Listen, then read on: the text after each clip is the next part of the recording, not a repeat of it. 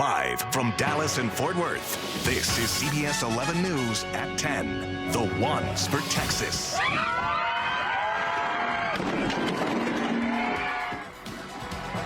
Statues all over the country being knocked down and vandalized in a sweeping demand of addressing racial injustice in America. Protesters pulled this statue of Christopher Columbus to the ground today. This is right outside the Minnesota state capitol.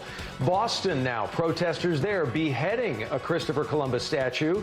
The city will remove the rest of the statue and then try to figure out what to do with the rest of it. Also at Texas A&M University, the Sul Ross statue is now covered up after someone vandalized it sometime last night. Ross, if you don't know, was a brigadier general during the Civil War.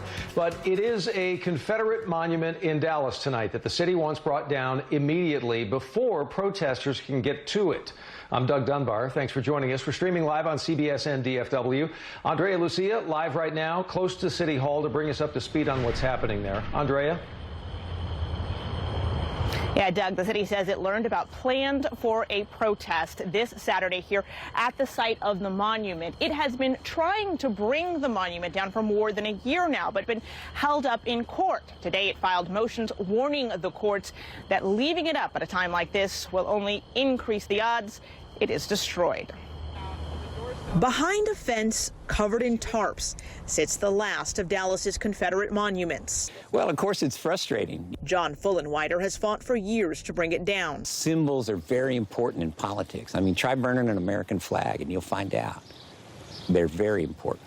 In 2017, the city removed a statue of Robert E. Lee. The following 2 years, we worked on the monument, and it's taken that long. Council members in February of last year did vote to begin the process to demolish it, but attorney Warren Norret sued to stop them, lost his case, then appealed. And a 3-judge panel on that court stalled everything. The Dallas Court of Appeals ruling just said, basically, don't demolish the statue until this appeal is over. Appellate attorney Chad Ruback says the city in December asked the Texas Supreme Court to overturn the ruling that prevents it from even placing the monument in storage. It's been pending for quite some time, which suggests to me that the Texas Supreme Court is very seriously considering granting it. In 2 separate requests today, the city of Dallas asked courts to allow it to move forward.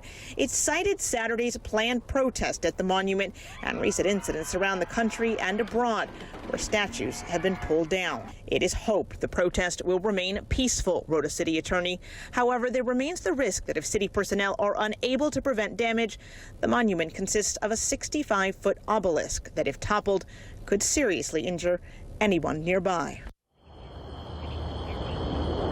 Well, the city has says it does want to take this apart piece by piece and put it into storage as this case goes through the courts. I did reach out to the opposing attorney. He said it is difficult to have a rational conversation about this right now, citing some of the heightened emotions that we have seen. The city, though, has argued that the longer it stays up, the more anger and harm it causes. Reporting live in Dallas, Andrea Lucia, CBS 11 News.